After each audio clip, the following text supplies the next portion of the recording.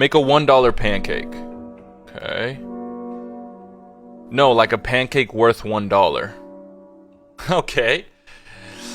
Make a $10 pancake. Okay, it's a $10 pancake. Those look kind of fluffy. $100 pancake. Damn, it has caviar?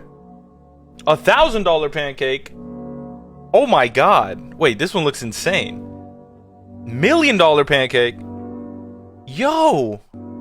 Now a $1 billion pancake, more exaggerated. Oh my god, he's in space eating pancakes. Last one, what about a priceless pancake?